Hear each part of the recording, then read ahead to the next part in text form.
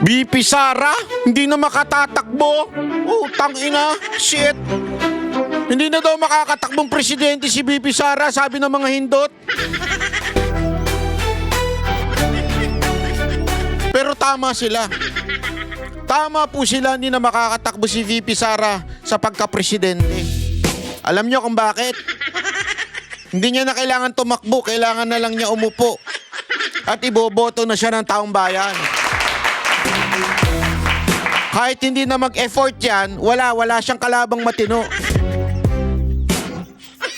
At alam na ng taong bayan, hindi nyo na maloloko yan, ha? Na yung ginagawa ninyo kay BP Sara Duterte ay isang kalokohan lang.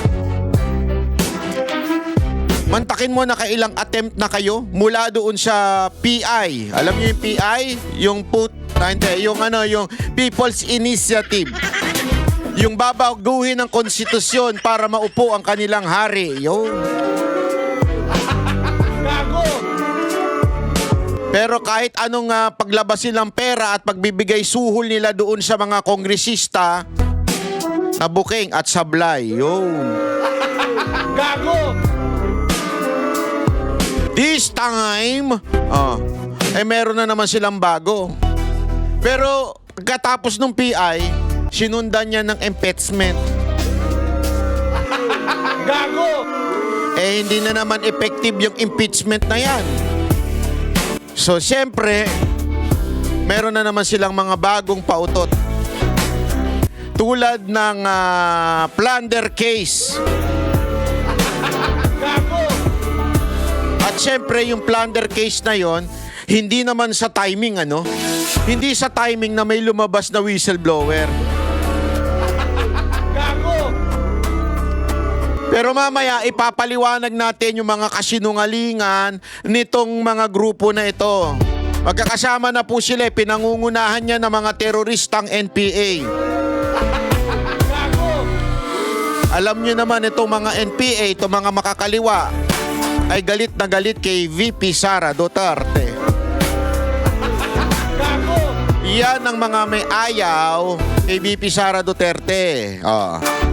Lalong-lalo na yung mga makakaliwa, yung mga nagrarari sa karsada, yung pasigaw-sigaw dyan. Naku po, ayaw na ayaw nila sa mga Duterte.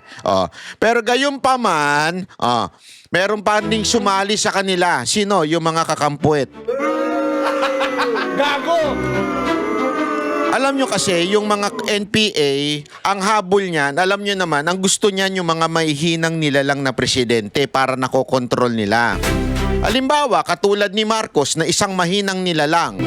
Ngayon nga, marami na nagsasabi na tila marami ng kontrol ang mga NPA sa loob at labas ng gobyerno. Bakit? Mahina ang presidente. Kukuya-kuyakoy. Paggising, sabi nga ng kanyang kapatid, nagmamariwana. Paano mo ba naman mapipigilan yan kung ganyan ng iyong kapatid? 'Di ba? Sabi ni Senator Amy, paano mo mapipigilan yang ganyan kung ganyan siya at sabog? Hindi po ako nagsabi niyan, si Senator Amy. Wag ho kayo magagalit sa akin, kayo mga tarantadong loyalista. Huwag kayo magagalit. Magalit kayo doon sa kapatid. So, yan ang gustong-gusto ng mga NPA at mga makakaliwa. Yung madali nilang mauto. Tulad nyo. Kayong mga kakampuet. Kayong mga Gen Z. Yung mga kulang sa arugang Gen Z. Dahil yung kanilang tatay at nanay nag-aaway. At yung tatay nila may kabit. Yung nanay nila sugarol. Gago! O di kaya yung nanay nila pinapatos yung driver. Gago! Kaya kulang sa mga aruga yung mga Gen Z na yan. Marami nga dyan, naging bayot na Gago! Real talk? Yan na real talk sa inyo. Gago! Diba?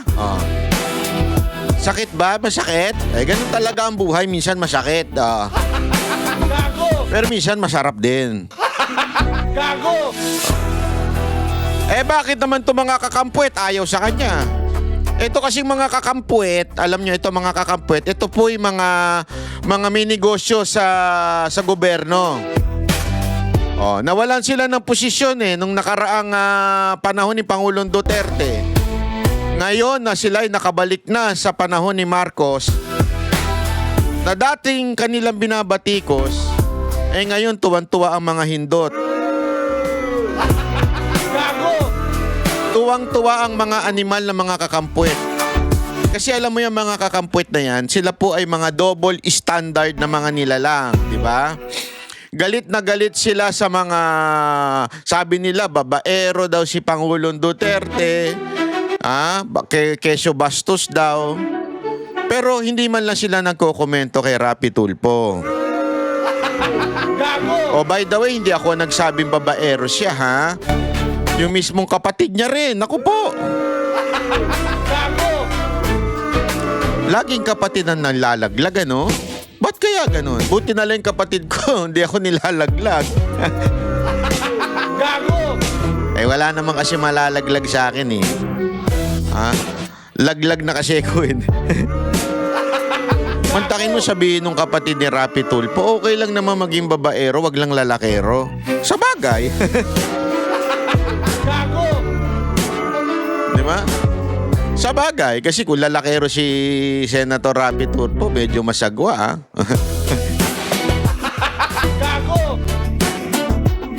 Pero again, yan yung sinasabi nating double standard. Etong mga kakampwet. Bakit? Dati galit na galit sila kesyo ang dami nilang pinaparatang kay Pangulong Duterte sa pagiging babaero. Pero dito sa kanilang tila magiging kandidato, hindi man lang sila umimik, di ba? Hindi naman natin sinasabing totoo yun, ha? Pero ang sinasabi lang natin, bakit tila hindi ata kayo umiimik ngayon? Di ba? Yan ang double standard. Oh.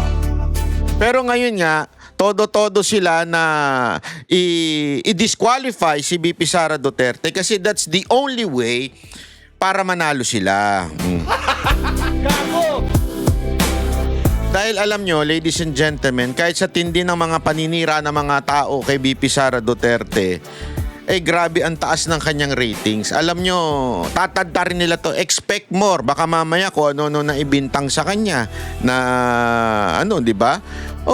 Malay nyo, siya ang pumatay kay Rizal, siya ang pumatay kay Nino, yung mga ganong pagbibintang. Malay nyo, may lalabas siya na whistleblower, di ba? Mahilig sila sa blow, Alam mo naman niya mga yan, Mga komblo. Alam mo yung komblo? Ay, nako, i-google ninyo, pero ilang grupo lang ang nakakaalam ng ibig sabihin ng komblo.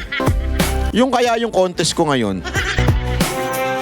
yung pa-Gcash natin, ano kaya ibig sabihin ng komblo?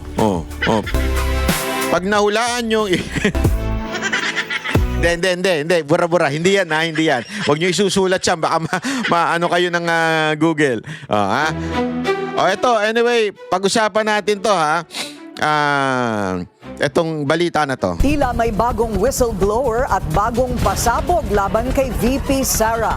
Ang revelasyon, suportado umano ng mga pogo at drug lord ang political campaign ng bise. Take note, ikinabit nila yung pogo. Kaya pala sila todo-todo nasira nun sa pogo. Which is totoo naman. Ako, ayoko talaga yan. Diba? Kaya nila idinawit si Harry Roque at kung sino-sino pa para i-connect nila eventually yung pogo kay Pangulong VP Sara Duterte. Pangulo na itawag natin yan. Pangulo na yan. I claim it. Presidente na yan si VP Sara Duterte. Yan ang kanilang kanila pong inaano ngayon na siya ay produkto ng China, produkto ng pogo. Diba? Yan ang kanilang packaging ngayon. Narito ang exclusive agenda report ni Dexter Ganibe ng Abante. Submitted na sa Taguig Regional Trial Court ang notarized na 5 pages sworn affidavit ni Ramil Lagunoy Madriaga na nagpakilalang dating intel officer ng dating Pangulong Rodrigo Duterte at ni nooy Davao City Mayor Sara Duterte. Sa affidavit, idinitalye kung kani-kanino napunta ang confidential fund ni VP Sara noong 2022 na isa sa naging ground ng isinampang impeachment case noong nakaraang taon. Meron siyang kwento dito sa affidavit niya na yung pera inabot sa kanya doon sa area sa Ultra Pasig sometime December 2022. Minsan nagatid din siya sa parking ng ombudsman. Tapos somewhere sa Laguna sa isang mayor. Pero hindi niya na-meet yung mayor, of course, no? Tapos, sinatid niya rin sa isang comedy bar na Wow. kung saan pagmamayari or madalas nakatambay yung mga classmates sa College of Law ni BP Sara. So, siya yung delivery person. Bagman na matatawag natin. Naks naman. Nakasaad sa notaryadong sinumpaang salaysay, 4 na duffel bag na bawat isa ay naglalaman ng 33 hanggang 35 million pesos. Bukod pa iyan sa anyay 1 bilyong pisong i-deliver niya noong Pebrero 2020. Take note mas malaki ito. Nilakihan talaga nila Mas malaki kesa dun sa delivery ni Saldico. Tanginang yan. Gago! Ito ganito katarantado ito mga kakampuet, mga legal illuminary, mga analyst nila. Mantakin nyo, nung panahon na si Saldico nagsalita, di ba? Kini-question nila yung paano mo binitbit yan? Ang bigat-bigat niyan. Nagkasya ba yan? Ganyan yung mga yan Lalo na nasa media, pag nag-uusap-usap sila sa mga podcast nila, magkakasya ba yan? Lalo niyan, dyan sa Hindi ko na lang sasabihin, dyan si Alliance. Marami dyan, mga kakampuit. Tsaka marami rin dyan, mga komunista. Di ba? Sabi nila, kesyo daw, hindi magkakasya yan. Ngayon, eto, basta na lang nilang tinanggap. Mantakin mo, mag-isa lang siya nag-deliver. Dala-dala pa sa comedy bar. Mali-maleta. Papasok ka na comedy bar, may dala-dala ka maleta. Ayop. Gago. Tanginang niya. Eto kung ikaw magpapadeliver ng sobrang laking pera, bakit pa dun sa bar? Pwede naman sa mas maayos-ayos dun sa bahay. Pera yan So, siyempre yung movements, gusto mo, basta kung ano man yun. Yung galawan, nung pera, siyempre lilimitahan mo. Di ba? Hindi mo pwedeng, alam mo yun, magdi-deliver ka, hindi nga lang 1 milyon yan Kahit nga, kunwari, halimbawa lang, may magdi-deliver sa akin 1 milyon. Hindi ko pa pupuntahin sa bar, pare. Kita tayo sa bar, Doon mo sa akin iabot yung 1 milyon. Paano kung mapainom ako? Tas may umupo pa sa tabi ko. Hawak-hawakan yung legs ko. Bakla pala, bayot. Gago! Di ba? Delicates. Siyempre, kung ako magpapadeliver ng pera, sa bahay ko papadeliver. Dito, diretso na sa anong tawag doon? Yung sa lagayan ng pera, wala kasi kung ganun Bolts. Ano yun, bolts? Sa Katarungan Village, Muntinlupa City, na mismong ang dating Pangulong Duterte ang tumawag sa kanya para kumpirmahing natanggap na ito ng taong dapat makatanggap ng pera. Si Pangulong Duterte talaga tatawag sa'yo. Ayop ka talaga. Ang inang yan. Tatawagan ka ni Duterte. Andiyan na yung pera. Ang inang bobo. Hayop! Presidente ka, tatawag ka at sasabihin mo, nandiyan na ba yung pera? Sinong tanga? Alam mo, inang bobong puta. Yung kwento pang bobo. Halimbawa lang, aminin natin totoo. Kunwari, totoo yan. Sige, totoo aminin ko, totoo. Ako mismo tatawag ina bilyon-bilyon yung pera, tatanong mo sa tao, na-deliver mo na ba yung lagay mo sa akin, yung pera? Siyempre mag-uutos ka. Hayop.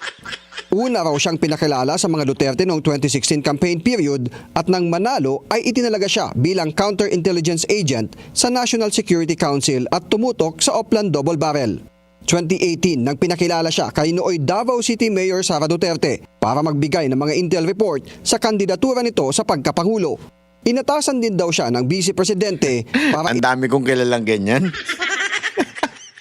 Tangina yung isang kalbong walang ngipin. Panay ang picture nung kay BP Sara Duterte. Pwede ba natin sabihin na nagdi-deliver yun ng ngipin? O nagdi-deliver yun ng lalaki kay BP Sara Duterte? Alam mo yung mga lintik na picture-picture na yan. Ano, ibig sabihin, jowa ko si Ivana kasi may picture kami ni Ivana. Pwede ko ba sabihin yun? Nang engangan kami? Hindi. Ay, yung picture, sa totoo lang, Vice President yan, napakasikat niyan.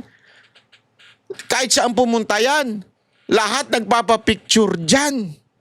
Mapa government official, mapa ordinaryong tao, mapa kahit sino ay nagpapapicture dyan. Can they claim something and prove something na kasi ganito kaya totoo to? Tatag ang Inday Sara Duterte is my president o isip Pilipinas. Gamit umano ang pondo mula sa pogo at drug dealers. Katunayan na niya, ang mister mismo ng alkalde ang nag-utos sa kanya para ilabas mula sa kustodiya ng Bureau of Customs ang kontrobersyal na magnetic lifters noong 2018. Naks, kinunik Kahit talaga. ito ay naideklara ng hot items at kalaunan ay natagpuang wala ng laman sa Cavite. Ang kwento niya sa akin is that alam niya na droga ang laman noon dahil isang Chinese ang tumawag sa kanya na isa sa kasamahan ni Michael Yang na sinabi Alam mo yung mga kwentong ganito? Alam mo kung sino naalala ko? Naalala ko lang si Trillanes. Kasi ito yung mga inipo ni Trillanes na mga kwento-kwento nun na ganito kay Michael Yang, sa mga Duterte, sa asawa ni BP Sara Duterte, kila Pulong, di ba? Yung pinaguhubad niya pa si Pulong. Yung mga ganitong galawan, naniniwala kayo dito? Alam mo, ewan ko tanga lang ang maniniwala sa mga ganitong klaseng kwento. si ganito at tulungang ilabas yan. So definitely, the moment magsalita yung Chinese na yun, alam niya, drugs ang pinararating talaga. Kung hindi drugs, baril. Kaya alam talaga niya na drugs yun. Ayon sa abogado ni Madriaga, nais niyang mailabas ang kanyang personal na nalalaman dahil sa pangamba sa kanyang buhay. Matapos umano ang ilang pagbisita sa kanya ng taong konektado sa Vice President. Nauna na rin naiulat ng kolumnistang si Ramon Tulfo ang pagbisita ni VP Sara kay Madriaga sa 10 oras ng gabi sa Camp Bagong Diwa sa Bikutan, kung saan nakakulong si Madriaga dahil sa kasong kidnapping. Ngayon anya ay alam na ang dahilan ng pagdalaw ng VP. Sige nga, kung meron, may record dyan. May record dyan, may video yan, may CCTV yan. Ilabas nyo. Di ba? Don't tell me walang CCTV doon sa kulungan. Ilabas nyo. Puro picture na nasa labas Oo, nagpa-picture. Ma'am, pwede magpa-picture. Kikiusap daw siya na wag nang kumibo si Madriaga tungkol sa pakikipagsabuatan ng mga Duterte sa mga pogo at drug lords. Ayon din kay Tulfo, tinulungan daw ni former Duterte spokesperson Harry Roque ang mga big-time pogo operator Yun na. magsampa ng kaso kay Madriaga. Iko-connect na. Aminado naman si Atty. Palad na may isang pagkakataon na kasama niya si mamamayang Liberal Party List Representative Laila de Lima na bumisita kay Madriaga sa loob ng piitan. Nito lang December 8 ay sinabi ni de Lima na hindi pa sarado ang issues of accountability ng Vice President, kaugnay ng napaulat konektado sa Vice President. Nauna na rin naiulat ng kolumnistang si Ramon Tulfo ang pagbisita ni VP Sara kay Madriaga sa 10 oras ng gabi sa Camp Bagong Diwa sa Bikutan, kung saan nakakulong si Madriaga dahil sa kasong kidnapping. Ngayon anya ay alam na ang dahilan ng pagdalaw ng VP. Nakikiusap daw siya na wag nang kumibo si Madriaga tungkol sa pakikipagsabuatan ng mga Duterte sa mga pogo at drug lords. Ayon din kay Tulfo, tinulungan daw ni former Duterte spokesperson Harry Roque ang mga big-time pogo operator na magsampa ng kaso kay Madriaga. Aminado naman si Atty. Palad na may isang pagkakataon na kasama niya si mamamayang Liberal Party List Representative Laila de Lima na bumisita kay Madriaga sa loob ng piitan. Ayan, aminado siya. Buwisita si de Lima. Gago! Alam mo bakit nila inamin? Baka kasi may record na bumisita sila. Kung hindi nila sinabi, mababasag yung kanilang kwento. So inunahan nila yung mga tao, di ba? Inunahan na nila yung tao na, hindi, meron kami bumisita rin kami.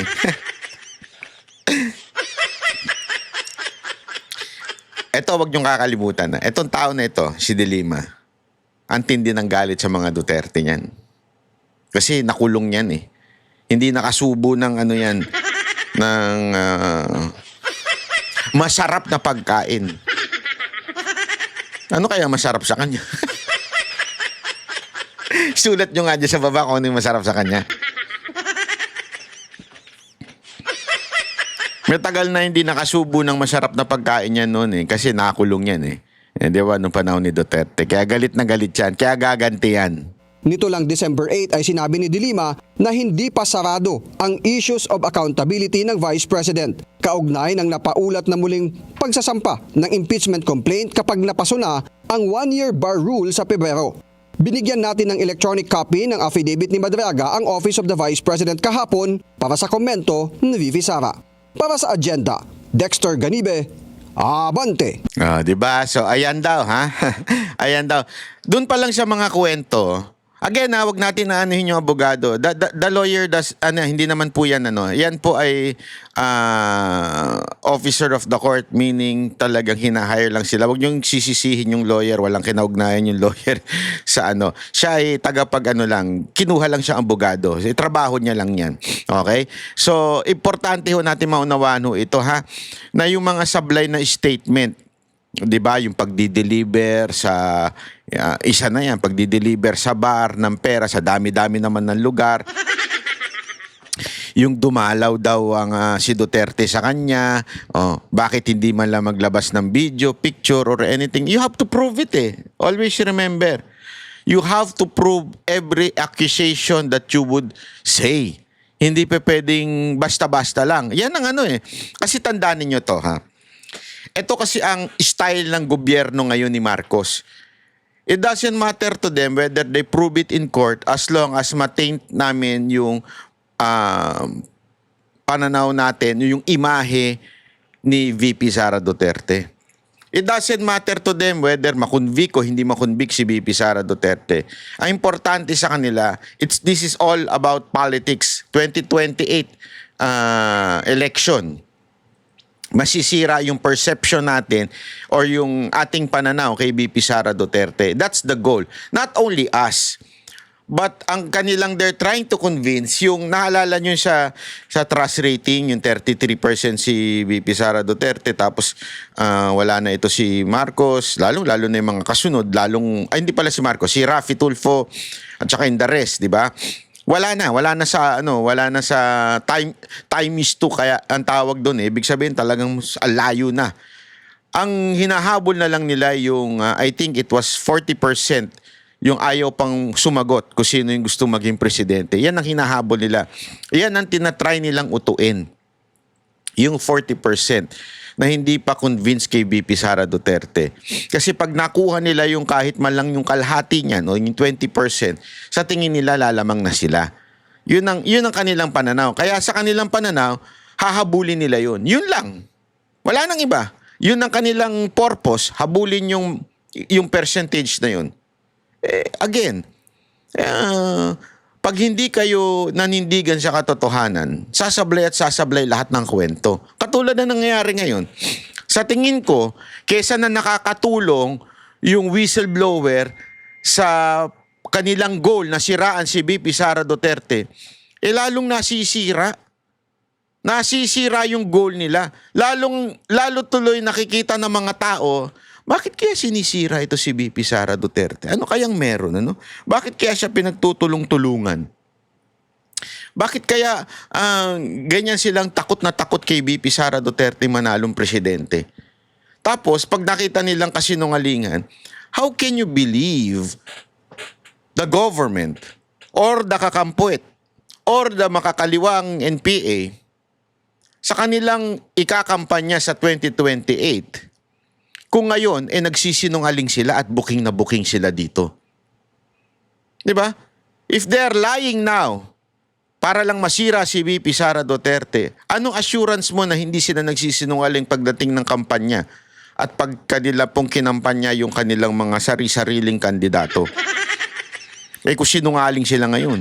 Sabi nga di ba, na pag sinungaling ka noon, malamang sinungaling ka pa rin ngayon. Ito, tingnan natin to. Sino ba ito si Ramil Madriaga na ito? Sino nga ba si Ramil Madriaga na nag-uugnay kay VP Sara sa mga pogo at drug lords? Nakakulong si Madriaga ngayon dahil sa kasong kidnapping na ayon sa kanyang abogado ay panggigipit lamang. Narito ang agenda report ni Dexter Ganibe ng Abante. Si Ramil Lagunoy Madriaga, nakilala noon bilang Kuya Ram sa Office of the Vice President, ay dating national convener ng ISIP Pilipinas o Inday Sara is my president. Nabatay sa kanyang sinumpaang salaysay, si nooy Mayor Inday Sara ang nag-utos sa kanya para itatag noong 2020 bilang paghahanda sa presidential candidacy ng Mayora. Kung pagbabatayan ng kanyang mga post sa Facebook, madalas niyang makapulong sa mga online meeting noon si Mayor Sara. Batay din sa affidavit, nagtapos siya ng abogasya noong 1995 pero hindi pumasa sa bar exam noong taong din yun. Alam ko kung bakit. Tapos din siya ng Alam ko kung bakit. Mahina ang logic niya.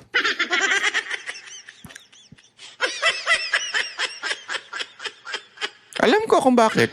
Mahina ang logic niya. Ay na, yung mga ano niya, salaysay niya sablay. Pero, easy lang kayo. Easy lang kasi mamaya may sasabihin tayo. Masters in Management kaugnay ng National Security Administration. 1993 pa, nagtrabaho na umano siya sa Economic Intelligence and Investigation Bureau ng Department of Finance. 2001 naman sa National Security Council at sa Intelligence Service ng Armed Forces of the Philippines o ISAF. Napasok din siya sa NBI at sa Revenue and Integrity Protection Service na isang anti-corruption task force ng DUF na nabuo sa bisa ng Executive Order No. 259 noong 2003. Mula 2016 naman ay nagtrabaho siya bilang intel agent ng mga Duterte. Siya rin ang itinuturong leader umano ng Kidnap for Ransom Group na nakapangalan sa kanya. Batay sa mga report, notorious ang grupo ni Madriaga dahil sa pag-torture umano sa mga biktima at pinapadala ang larawan sa kamag-anak para makumbinsing magbayad ng ransom. Dati na siyang nahatulan sa Pasig RTC sa kidnapping taong 1997. Pero binasura ng Supreme Court ang kidnapping for ransom case laban sa kanya at ilang kapwa akusado. Noong July 2023, inaresto si Madriaga dahil sa bagong kasong kidnapping ng 3 Chinese national.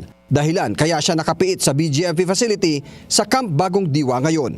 Si Attorney Harry Roque ang abogado ng Take note po take note po. 2023. Lumabas din po yung kanyang hawak na ganon. Yung July 14, 2023, ay siya po ay nahuli at inimbestigahan siya nung sabi nga nila inimbestigahan ng PNP for certain period of time si Madriaga noon. Pero hindi nila nalaman na aide siya ni VP Sara Duterte.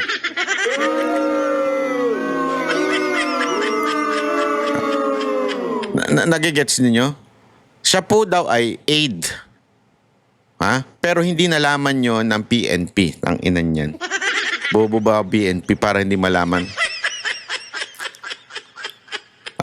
Siyempre, merong background check yan. Profiling. Alam naman natin ibig sabihin siguro nung profiling. Sa mga hindi yung talagang kinikilala. Paano mo inimbestigahan yan? Kaya nga nila nahuli ng todo-todo, background check.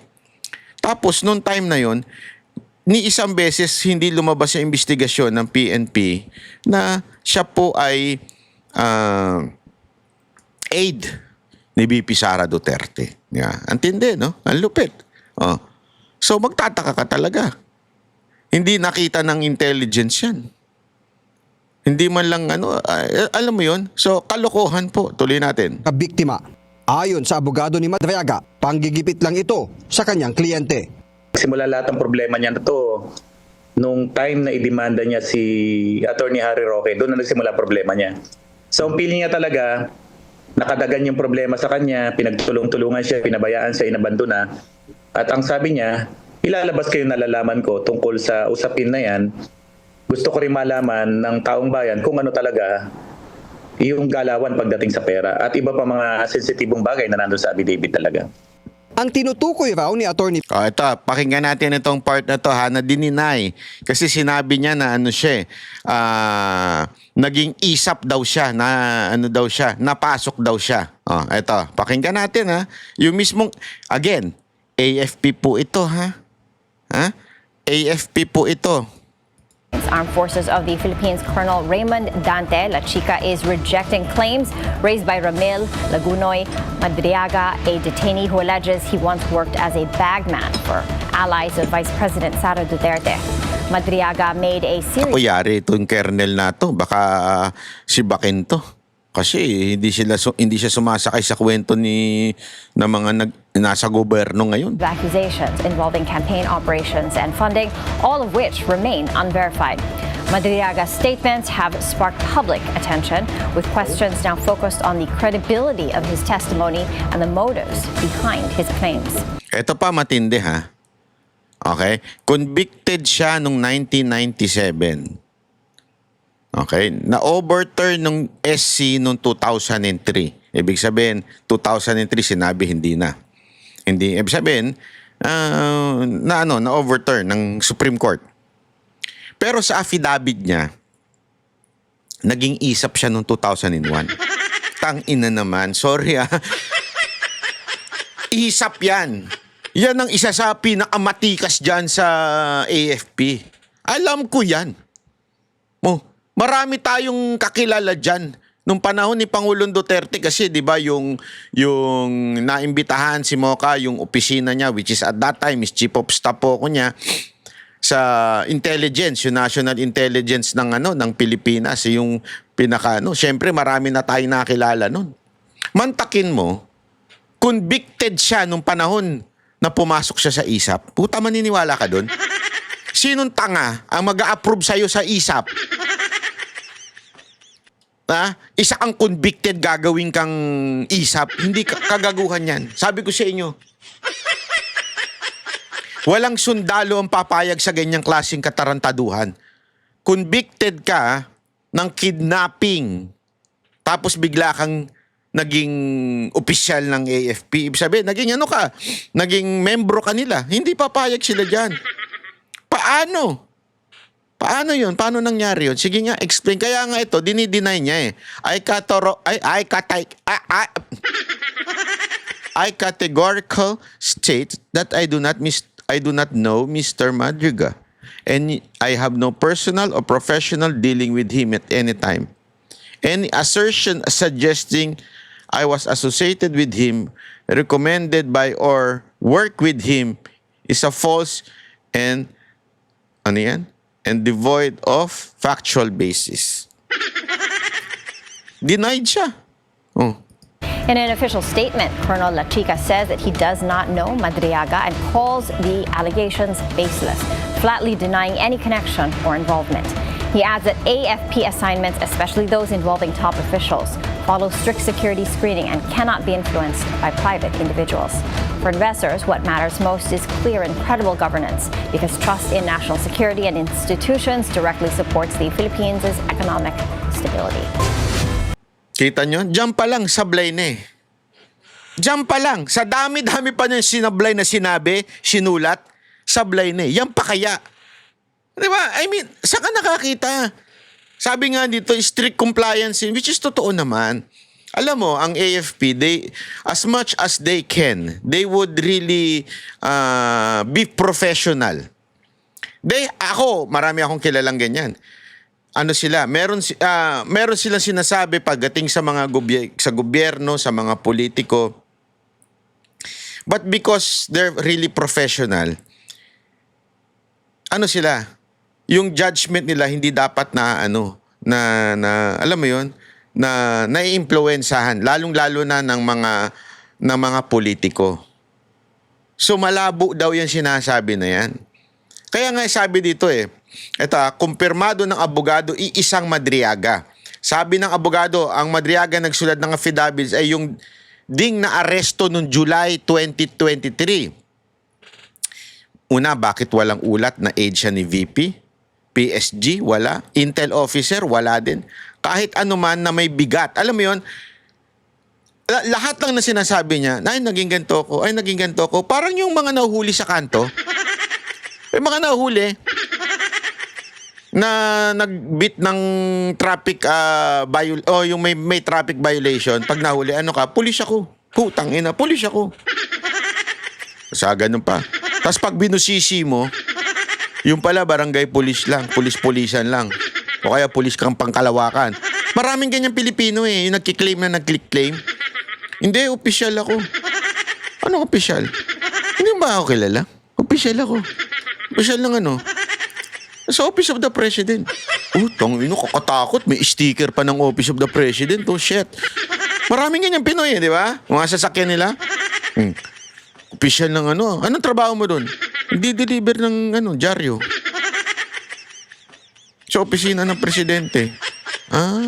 So, Office of the President ka nagtatrabaho. Gago! Maraming ganyan, yung sinto-sinto, yung claiming ganito, tapos ano gagawin? Magpapapicture lang. Picture yung building sa likod, Office of the President. Nandito na ako sa trabaho ko. Putang ina. Yung palang di-deliver na ng dyaryo. Hindi ko naman sa nilalanglang yun, ha? Pero, isang alam mo yun, isang kalokohan talaga yung ginagawa nito mga to. Tapos meron pa nga dyan, sabi, eto, andali, pakita lang natin nasa law school daw. Okay, ito pala muna, sorry. Ayan. Ito yung ito yung statement. Statement na pala, ito pala yung news, so sinasabi nga, yan. Okay na yan. So dinideny siya. Ito pa, natawa ako sa status nito ni Daryl Yap Kasi daw, noong 1990, nag-law school daw ito. Pumasa nga daw ito pero natapos niya yung law school pero hindi siya pumasa ng board exam. Ewan ko kung bobo o kaya yan. I do not know. Tapos, naging kaklase daw niya si BP Sara. Dahil na elementarya pala si BP Sara Duterte, nasa law school na. Palakpakan! Ganyang katalino ang aming magiging presidente. Elementarya palang law student na. Alam mo, itong problema kasi sa mga yan. Sabi ko nga sa inyo tanga lang ang maniniwala sa mga ito, yung itong witness na to, tanga lang talaga. Or, yung mga kakampwet, yung mga analyst nila. Alam mo, meron silang roster of analyst. Alam mo yun, pustahan tayo, sabay-sabay yan, yung pangalan nito, si Jesus Palsi, sabay-sabay yan. Yung si Llamas, magkakasama yan. Yan si Heydarian, isama mo na rin si Mark. Uy, swerte mo, Mark, ha? Mga kasama mo, mga low level lang dyan sa kakampwet. Ngayon, nasama ka na ngayon dyan. Palakpakan natin si Mark, Political analyst ka na rin ngayon, Sino pa? Si Krista, na isa pang mahina utak. Sama-sama yung mga mahina utak na yan, Si Palsis, ang abogadong mahina ang utak. Si Hidarian, ang, foreign analyst na mahina rin ang utak. Si Krista na vlogger na mahina rin ang utak. Pinagsama-sama yung mahina utak. Anong nakakalabasan ng kanilang argumento? Mahina utak. Sasakyan nila to. Nag-abogado siya na kasabay na nag-abogado ni Inday Sara Duterte noong 1990. Doon nagsimula ng abogasya yung sabihin mo na 4 na taon. Ilang taon si BP Sara nun? Naglolo na siya. Ano kayo, loko-loko? Maglolo na lang kayo. Diba? Tapos meron pang sabi sa affidavit, si Roelio Goles daw nagpakilala kay Madriaga kay Digong noong 2016. Ang problema, si Goles ay Liberal Party. Bakit siya magiging tulay ng Duterte campaign? Dagdag pa, patay na si Goles na hindi siya pwedeng sumagot ngayon. Nagigets nyo? So, dinawit si Goles, alam ko congressman ito Dinawit siya kasi hindi na siya makakapagsalita. Kasi patay na siya ngayon. Ibig sabihin, para lang hindi mabuking yung kanilang kwento, naganap sila siguro ng congressman na may picture sila. Di ba? Ganon. Tapos magkasulungat ang ulat ng News 5. Naku po, patay tayo dyan, News 5. Noong 2023, balita ng News 5 na sa Madriaga ay close in security ng Phil Chinese na kinidnap nila. Kaya ingat-ingat kayo dyan, mga ganyan. Close in security ng Phil Chinese na kinidnap nila noong 2023. Ngayon, ang balita na nila, trabahador siya ni BP Sara Duterte. Alin ang totoo? Hindi pwedeng pareho ang tama, sabi nga. TV5, anyari.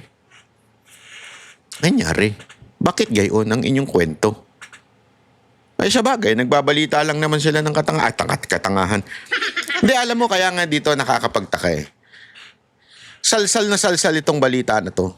Ibig sabihin, minuminuto, binabalita to ng mga mainstream media. Pero yung kay Zaldico, halos inignore nila. Which is kumpletong detalye, kumpleto talaga. Tama, tumutugma doon sa mga testimony ng iba. Ito kasi, kwento lang niya eh. Sabi nga nung kanta, kwento mo yan. Ano ba yun? Kwento mo yan. Tanga ka dyan. Ay, mali. Diba yung kwento mo yan? Bida ka dyan. Yung ganun bang kwento? Diba? Oh. So, sablay ang timeline. Sablay yung pirma. Ay, sadya, pakita pala natin yung pirma. Saan na ba yun? Wait, hindi ko, naano ko yun eh. Na-screenshot ko yung pirma eh. Ay, pakita natin. Kasi yung pirma dun sa affidavit niya noon at saka yung pirma niya talaga ay hindi nagtugma. Naku po, hindi ko na download eh. Makikita natin yan sa social media. Yung pirma na magkaiba.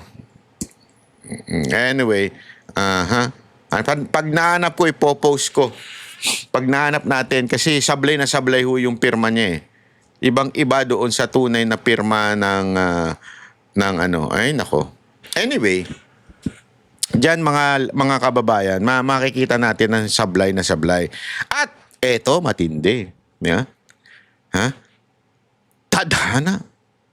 Tadhana mismo ang nangyari. Bakit?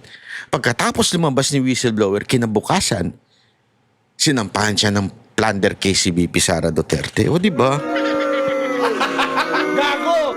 Talagang ano eh. Kasi alam mo, eto yan eh, PR to eh. Tandaan nyo, this is a PR move. It's really obvious. PR move. Alam mong sobrang lakas nung kalaban mo. Kahit anong gawin mong banat, hindi tumutumba.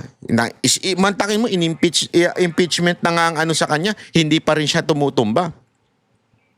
So anong dapat gawin? Tadtarin mo lang. Kasi mapilayan lang, panalo ka na. Makaka-harm ka na. May baba lang ng konting puntos yan. Kung 33 siya ngayon, as far as I remember, 33% sa survey, sa pagka-presidente, may baba mo lang ng 3%, malaking bagay na yan. So anong gagawin mo? Tadtarin mo lang. Tadtarin mo ng kaso, tadtarin mo ng chismis, tadtarin mo ng whistleblower para bumaba kahit papaano. Pero yun ang akala nila. Kasi nga, minsan, sabi nga, pag tinadtad mo ng baril, di ba? Ganun, may sound effect yan, ha? Minsan nagre-ricochet yan, bumabalik yung bala sa'yo. Pagbalik ng bala sa'yo, yari ka. Di ba? Oo, maaaring tumama yung iba, pero dahil, alam mo, ito pagka pumutok ka kasi, akala nung iba mas madaling pumutok, mas tatama ka pagka dala-dala mo yung Armalite, yung automatic. Hindi mahirap. Minsan kasi yung balik nung yung baril, yung lalo ka lang makukusan sa direction instead of shooting with a pistol. Dahil nga sa tinadtad mo, tinamaan ka pati ikaw. O kaya umikot yung bala. Tumama sa isa, tapos tumalbog sa'yo. Kaya na maaaring mangyari sa kanila sa ginagawa nilang yan eh. Diba? Tingnan ninyo, ngayon meron na kaagad siyang na patong-patong as in patong-patong talaga, papel, patong-patong na papel. Hinainan ng patong-patong na reklamo ng ilang civic group si Vice President Sara Duterte sa Ombudsman. Dahil ito sa umano'y maanumalyang paggamit sa higit 600 milyong pisong halaga ng confidential funds ng Office of the Vice President at Department of Education kung saan dating kalihim si Duterte. Para sa ibang detalye, nasa linya ng telepono si JC Cosico. JC, ano daw ba ang basehan nitong mga reklamong sinampa laban kay Vice? Ruth, bongkos sa mga dokumento ang bitbit ng civil society leaders na maghain nga sila ng patong-patong na reklamo laban kay VP Duterte sa Office of the Ombudsman. Kabilang nga dyan yung plunder, bribery, malversation, graft, betrayal of public trust at culpable violation of the Constitution. Inireklamo din nila ang 15 pang opisyal na OVP at DepEd kung saan siya naging dating secretary. Kabilang nga dyan ang dating chief of staff niya na si Attorney Zuleika Lopez at Grabe Ang dami hindi demanda. Alam niyo kung bakit? Alam niyo kung bakit? Para talaga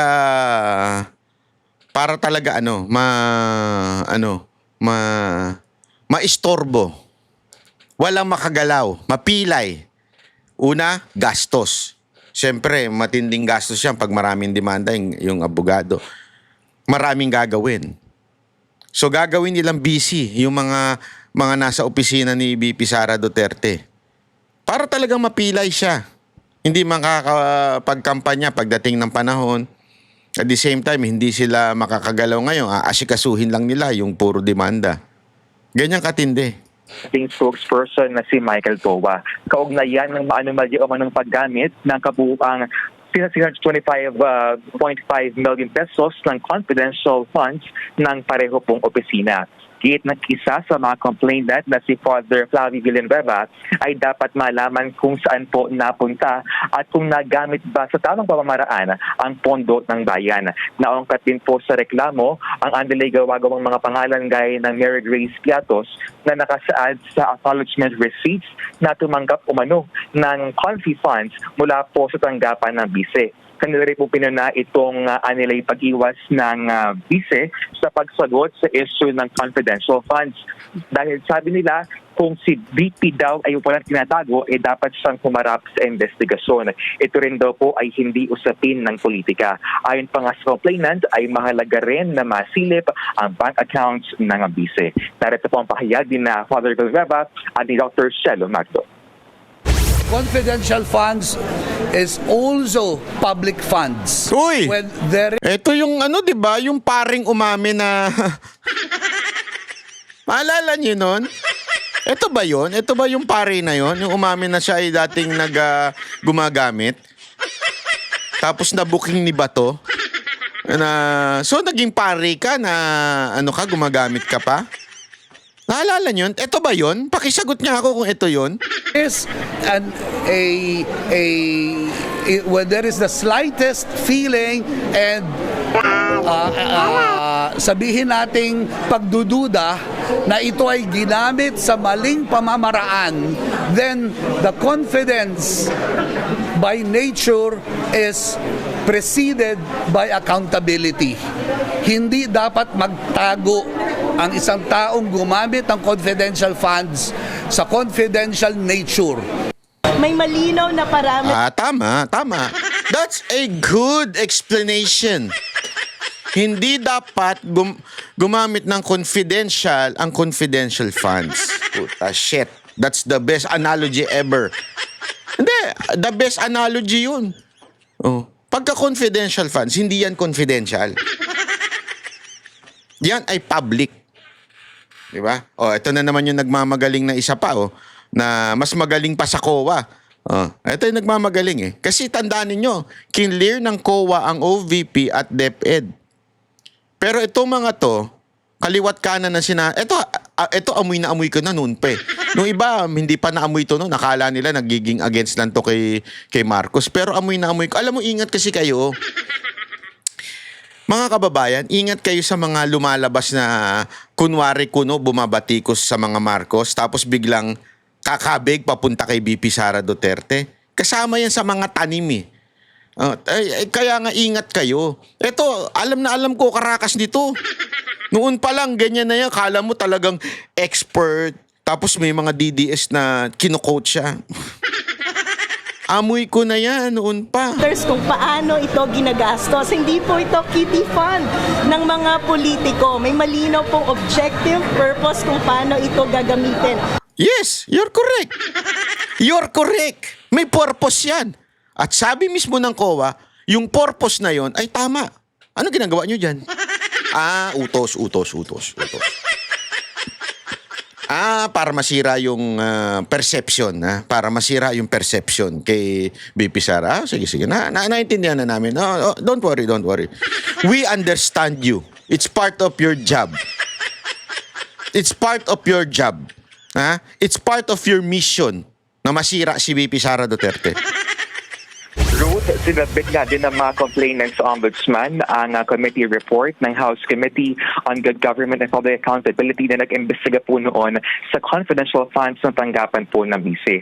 Sa ngayon ay wala pang statement ang OBP ukol po dito sa reklamong isinampa laban kay VP Sara. Ruth, balik sa'yo.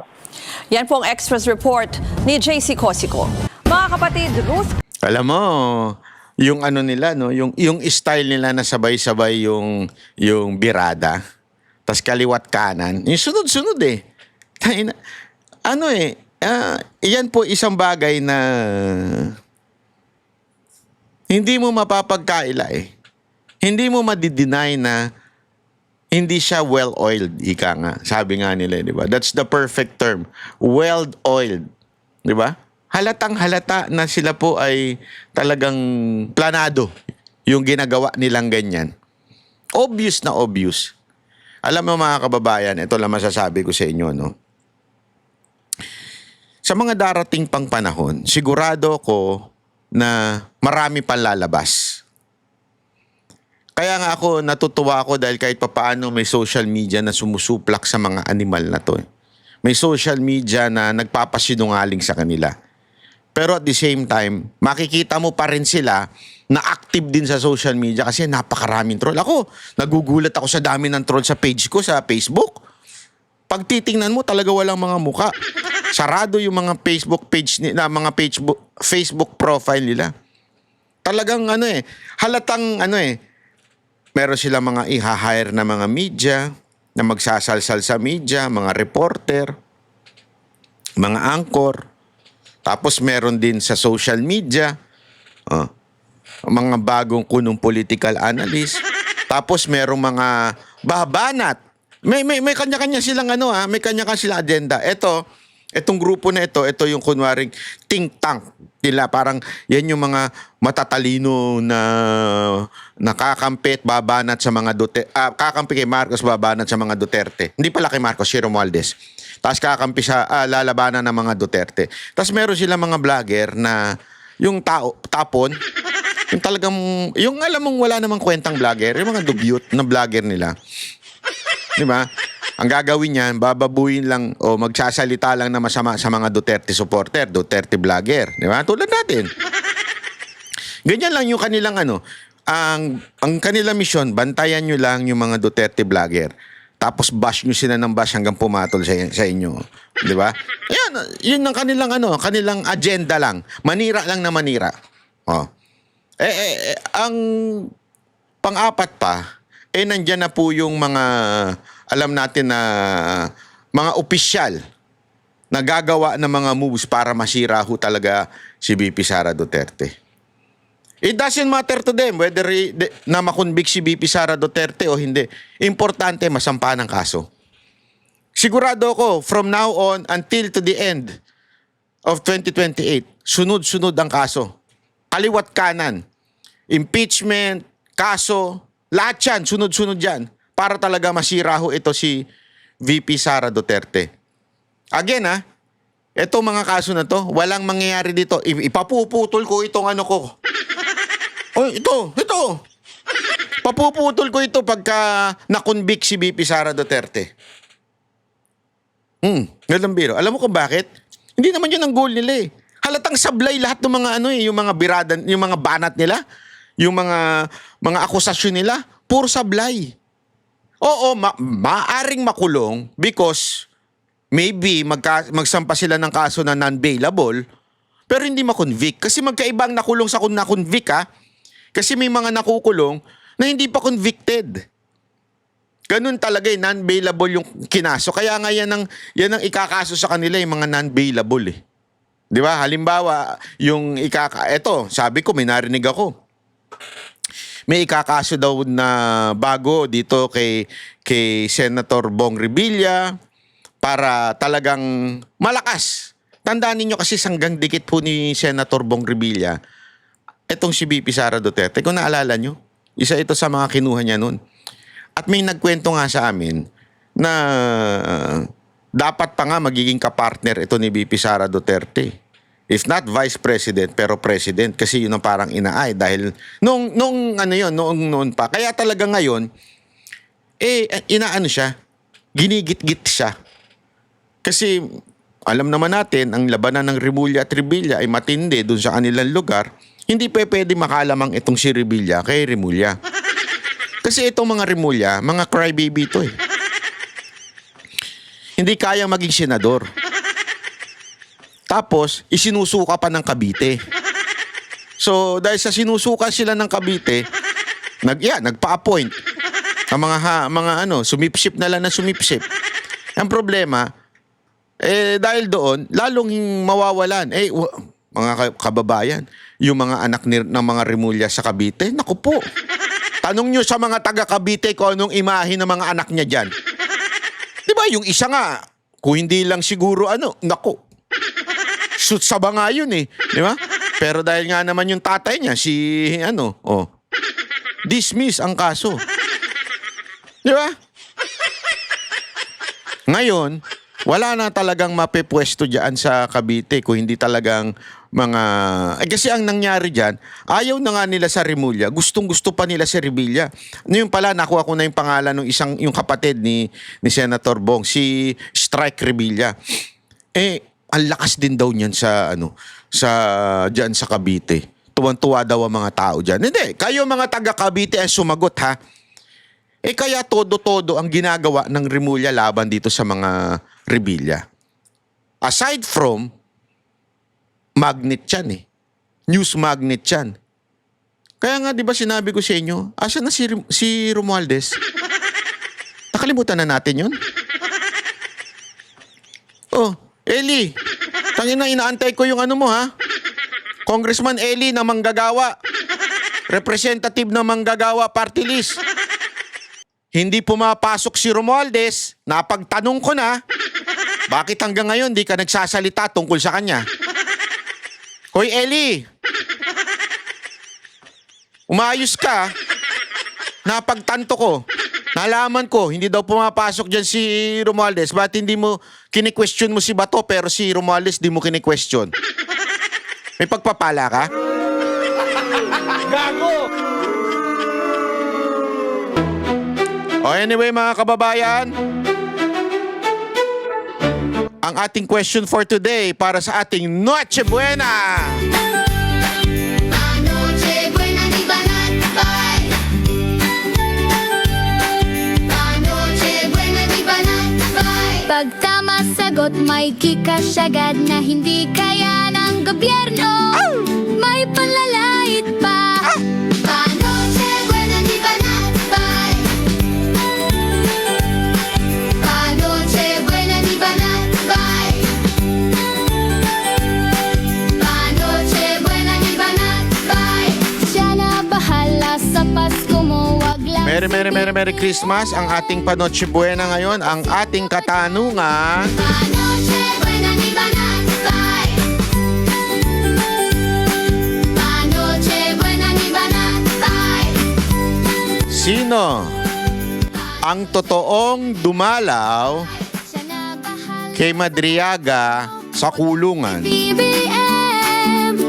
Ang sagot, sino ang senador na dumalaw talaga kay Madriaga sa kulungan?